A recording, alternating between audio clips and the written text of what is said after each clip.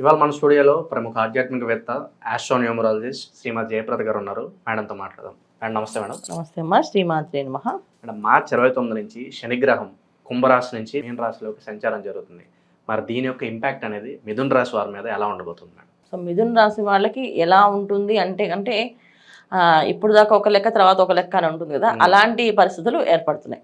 అంటే ఎలాంటి పరిస్థితులు ఏర్పడతాయి అంటే క్రమశిక్షణగా పనిచేసుకునే వాళ్ళకి ఎటువంటి ఇబ్బంది ఉండదు.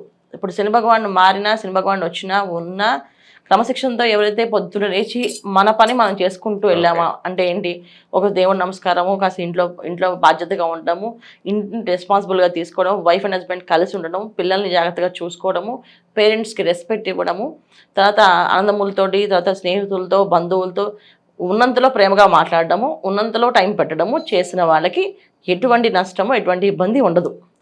ఇవి ఎవరైనా చెయ్యట్లేదు అంటే అక్కడి నుంచి కష్టాలు స్టార్ట్ అవుతాయి. ఎందుకంటే శని భగవానుడు ఎప్పుడు కొన్న కర్మకారకుడు. అంటే మన కర్మలు అనేవి మన చేతుల్లోనే ఉన్నాయి. మన చేతితో ఏం చేస్తామో అది. అందుకే పెద్దవాళ్ళు ఆశ్రదించినప్పుడు అక్షంతలు వేసి ఆశ్రదించాడు. ఉత్తి చేతిలో ఆశ్రదించి చెప్పరు. ఉత్తి చేత్తో పెడితే మాత్రం అది వాళ్ళకి భస్మాసం వస్తూ ఉంటారు. అందుకే అక్షంతలు తెచ్చుకోండి అనేసి. నోట్లోంచి వచ్చే మాటలు అక్షంతల రూపంలో వెళితే అవి అదృష్టం. ఏమీ లేకుండా అలా పెడతారు చూడండి అది భస్మాసం వస్తాం అనమాట. సో వీళ్ళకున్న కర్మ వాళ్ళ మీద పెట్టినట్లు లెక్క. అందుకే ఆశీర్వాదం అనేది అక్షంతలు లేకుండా తీసుకోవద్దని చెప్పేవాళ్ళు పెద్దవాళ్ళు. సో ఇలాగే మనం చేసే ప్రతి ఒక్క పనిలో కూడా క్రమశిక్షణతో పని ఏదైతే చేసుకుంటూ వెళ్తాం వాళ్ళకి ఎటువంటి ఇబ్బంది ఎప్పుడూ ఉండదు. శని భగవానుడు వచ్చినా, గురువు వచ్చినా, శుక్రుడు వచ్చినా ఎటువంటి ఇబ్బంది ఉండదు. క్రమశిక్షణ తప్పి చేసిన వాళ్ళు ఉంటారు. తల్లిదండ్రులు దూషిస్తూ ఉంటారు.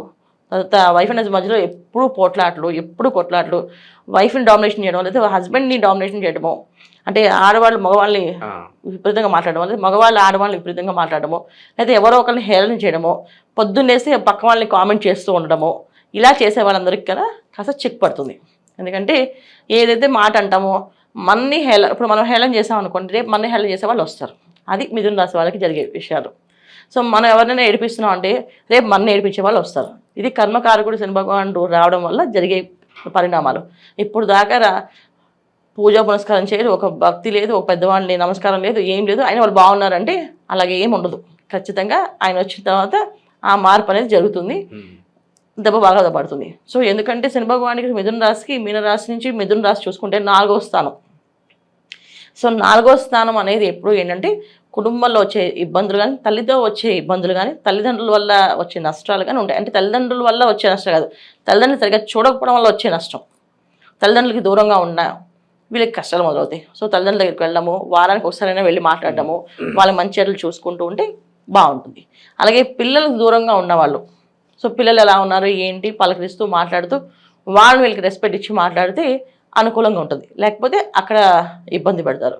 తర్వాత బంధువులతో నచ్చినా నచ్చకపోయినా మన బంధువు సరే ఒక మాట మాట్లాడితే బాబు నాతో ఇలా మాట్లాడకు అని సౌమ్యంగా చెబితే అది గొడవ రాదు. గట్టిగా మాట్లాడి అది పెద్ద గొడవగా తెచ్చుకుంటే అది వీళ్ళకి నష్టంగా మారుతుంది. సో బంధువులే శత్రువులుగా మారుతారు, స్నేహితులే నమ్మిన వాళ్ళే మోసం చేస్తారు. ఇది శని భగవానుడు మీన రాశిలో వస్తే. సో ఎందుకు చేస్తారు అంటే మనం మాట ఎలా మాట్లాడతామో దానికి 10ంతలుగా వస్తుంది. సో అందుకని ఏంటంటే క్రమశిక్షణగా ఉండడానికి ప్రయత్నం చేయండి. క్రమశిక్షణగా ఉండడానికి ప్రయత్నం చేస్తే ఖచ్చితంగా మనకి అనుకూలం ఉంటుంది. క్రమశిక్షణ అంటే ఏంటి అంటే మనం ఏదో పొద్దున్నే లేవచ్చి ఏదో పనులు చేయడం కాదు, మన పని మనం చేసుకుంటూ పక్క వాళ్ళ గురించి ఆలోచించకుండా మన పని మనం చేసుకుంటూ వెళ్తూ, ఒకవేళ కుదిరితే మంచి ఆలోచించాలి, కుదిరితే సాయం చేయొచ్చు, లేకపోతే ఎవరైనా సాయం చేసే వాళ్ళని చూపించడము, సాయం చేసే వాళ్ళ చేతులకి హెల్ప్ చేయడము, ఇలా చేస్తూ ఉంటే మన వంతు ధర్మం. ఒక మానవుడిగా పుట్టినప్పుడు మన ధర్మం ఏంటి అనేది మనం చేసుకుంటూ వెళ్తే ఫస్ట్ ఏం చేయాలి, తను నమ్మిన తల్లిదండ్రులు చూసుకోవాలి, తోబుట్టులను చూసుకోవాలి, భార్య పిల్లల్ని చూసుకోవాలి, తన ఉద్యోగం చేస్తున్న బాస్ని చూసుకోవాలి. ఎందుకంటే ఉద్యోగం ఇచ్చారు కదా, జీతం ఇస్తారు నెలలా. సో అందుకని బాధ్యతగా ఆఫీస్లో బాస్ని చూసుకోవడం, ఇలా వీళ్ళు బాధ్యతమైన పనులు చేసుకుంటే శని భగవానుడు వచ్చే ప్రభావం ఇబ్బంది ఏమీ ఉండదు. లేకపోతే ఆయన పెట్టే ఇబ్బందులు మామూలుగా ఉండదు. ఫస్ట్ ఆఫ్ ఆల్ అనారోగ్య సమస్య వస్తుంది, ఆరోగ్యం సహకరించదు, ఎంత ప్రయత్నం చేసినా లేవలేకపోవడం, లేజీగా ఉండడం, సో ఆ బుర్ర పని చేయకపోవడం, సమయానికి అరే ఈ విషయం నాకు గుర్తుంది కానీ నేను చెప్పలేకపోయిన సమయానికి, పెద్ద పెద్ద మీటింగ్లో ఆఫ్ అయిపోవడం, మాట రాకపోవడం, ఎందుకు మాట్లాడలేకపోవడం అనేసి, చిన్న మాటకి సరదాగా అనే మాట కూడా వాళ్ళు పెద్దగా తీసుకొని సీరియస్గా నీ మొహం నేను చూడను అని చెప్పి ఆ ఎదుటి వాళ్ళు రివర్స్ అవ్వడం, ఇలాంటి జరిగే అవకాశాలు ఎక్కువగా ఉన్నాయి కనుక జాగ్రత్తగా ఉండడం మంచిది. మేడం అలాగే రాజకీయ సినీ ప్రముఖులకు ఎలా ఉండబోతుంది మేడం ఈ ఈ కలయిక వల్ల? రాజకీయ నాయకులకి సినీ ప్రముఖులకి కాస్తంత ఇబ్బందులు కనిపిస్తున్నాయి. ఎందుకంటే జరిగే అనర్థాలు, జరిగే కష్టాలు అనేది కాస్తంత ఎప్పుడు ఏదైనా కష్టం అనేది వస్తే ఎవరికి వచ్చినా అది మనందరికి వచ్చినట్టు ఫీల్ అయిపోతుంటాం కదా. అందుకని వాళ్ళ కాస్తంత గొడవలు, ఇబ్బందులు, కొట్లాట్లు జరుగుతాయి. చెప్పే కదా, చిన్న మాట అంటే సరదాగా అనే మాట కూడా సీరియస్గా తీసుకొని రివర్స్ అయిపోతారు. సో అది మామూలుగా మన ఇంట్లో అంటే ఓకే, అది ఒక సినిమా ఇద్దరు హీరోల మధ్యలో అయింది అనుకోండి, అది ఎంత అయిపోద్ది, పెద్ద సెన్సేషన్ న్యూస్ అవుతుంది. ఆ న్యూస్ మామూలుగా ఉండదు. సో అలా జరిగే అవకాశాలు ఎక్కువగా కనిపిస్తున్నాయి.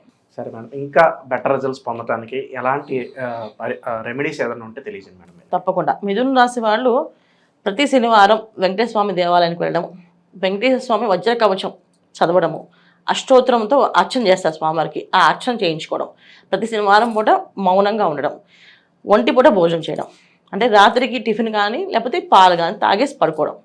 అలా ఉండడం వల్ల అనారోగ్య సమస్య నుంచి బయటపడతారు. తర్వాత ఏ పనైనా చేయాలంటే ముందు శక్తి కావాలి కదా, ఆ శక్తి ఎప్పుడైతే తగ్గిందో ఏంటి, సో వీళ్ళకి కొంచెం ఆలోచన తగ్గుతుంది. తర్వాత ఎక్కువగా ఏంటంటే వాకింగ్ కానీ యోగా కానీ చేయడం, యోగా కానీ వాకింగ్ కానీ ఎక్కువ ప్రయారిటీ ఇవ్వడం, ఏదైనా గుడికి వెళ్ళినప్పుడు ఆ గుళ్ళో ప్రదక్షిణాలకు ఎక్కువ ప్రయారిటీ ఇవ్వడం. సో అంటే గుళ్ళోకి వెళ్ళాం దర్శనం చేసేసుకున్నా కాకుండా 11 ప్రదక్షిణాలు 21 ప్రదక్షిణాలు చేయడం, ఇలా చేసుకుంటూ వెళితే అనుకూలమైన జీవితాన్ని పొందొచ్చు వీళ్ళు. జనరల్ శని భగవానుడు అంటే మనం ఏదైనా శనేశ్వరుడు అనగానే భయపడుతుంటాం, ఇది ఇలాంటి శని ప్రభావం వస్తుంది, అర్ధాష్టమ శని వస్తుంది, అష్టమ శని వస్తుంది అని చెప్పేసి. సో ఎక్కడ మనుషులు ఎక్కడ ఎవరు ఏది క్రమశిక్షణ పెట్టరు, మనలో ఉన్న ఒక రూపం ఏదైతే ఉందో అది బయటపడుతుంది. సో ఆ మనలో ఉన్న రూపాలు ఏంటంటే చాలామందికి మంచితనం అనేది కొంతమందికి ఉంటుంది, కొంతమందికి చెడు లక్షణాలు ఎక్కువగా ఉంటాయి. సో చెడు లక్షణాలని కమ్మి దాచిపెట్టేసి మంచి రూపంలో వేసుకుంటూ నడిచే వాళ్ళందరినీ ఆయన ఆ చెడు రూపాన్ని బయట పెడతాడు. అలాగే మంచి లక్షణాలు ఉన్న వాళ్ళకి ఆ మంచి రూపానికి ఒక గుర్తింపు అనేది ఇస్తాడు. అది శని భగవానుడు చేసే మెయిన్ క్రమశిక్షణ. కర్మకారకుడు అంటే కర్మని మన కర్మ అనేది ఏంటి అంటే మన గత జన్మలో చేసుకున్న కర్మని ఎలా చేసుకున్నామో ఈ జన్మ తీసుకుంటాం. ఈ జన్మలో మనం చేయాల్సిన పనులు ఏవైతే ఉన్నాయో అది ఆయన చేపిస్తాడు ఖచ్చితంగా. ఒకరు కష్టపడుతున్నారు, బాగా కష్టపడుతున్నారు, బాగా ఇబ్బంది పడుతున్నారు, అధిక కష్టం ఎక్కువగా ఉంది అంటే వాళ్ళు అలా పడి తర్వాత అదృష్టాన్ని అందుకోవాలన్నమాట.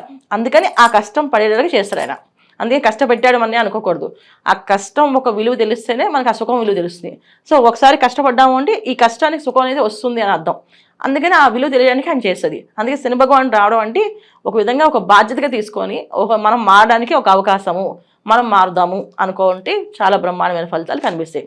శని భగవానుడు ఎప్పుడు కూడా ఎవరికైనా సరే వాళ్ళకి కావాల్సిన జాతకంలో వాళ్ళకు ఉండే యోగాన్ని ఇవ్వడం తప్ప ఆయన కొత్తగా ఏమి పక్క నుంచి చేర్చి ఏమి ఇవ్వడు. వాళ్ళ యోగంలో ఏదైతే ఉందో అది పూర్తిగా పరిపూర్ణంగా అనుభవించేలా చేస్తాడు.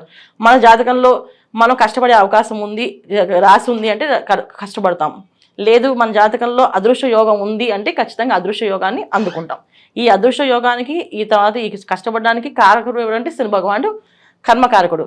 సో అందుకే ఆయన మకర రాశికి కుంభరాశికి అధిపతి అంటే కర్మస్థానం, లాభస్థానం. సో జనరల్గా మనం చూసుకుంటే 10వ స్థానం 11వ స్థానం అవుతుంది. 10వ స్థానం అంటే కష్టపడడం ఎలాగో, 11వ స్థానం అంటే లాభపడడం ఎలాగో. అంటే 10వ స్థానంలో కష్టపడడం నేర్పిస్తే తర్వాత సుఖపడి చూపిస్తాడు ఆయన. ఈ విధంగా ఉంటుంది కనుక శని భగవానుడు యొక్క తత్వాన్ని మనం అర్థం చేసుకొని ఆయనకి ఏది నచ్చుతుంది, తీయగా మాట్లాడడము, ఎదుటి వాళ్ళని నొప్పించకుండా ఉండడము, మనం తల్లిదండ్రుల దగ్గర మన భార్య పిల్లల్ని బాధ్యతగా చూసుకోవడము, అలాగే ఈ పద్ధతుల్లో మనం ఎవరితోనైనా మాట్లాడినప్పుడు స్పష్టంగా నిదానంగా చెప్పడము, నచ్చలేదు అని మొహం మీద చెప్పకుండా నచ్చట్లేదు అని నిదానంగా చెప్పడం అనేది చేసుకుంటూ వెళ్తే అన్ని అనుకూలంగా మారుతాయి. ఇది శని భగవానుడు ఒక తత్వం. చాలా బాగా వివరించారు మేడం, ధన్యవాదాలు. నమస్తే అమ్మా, శ్రీమాత్రే నమః.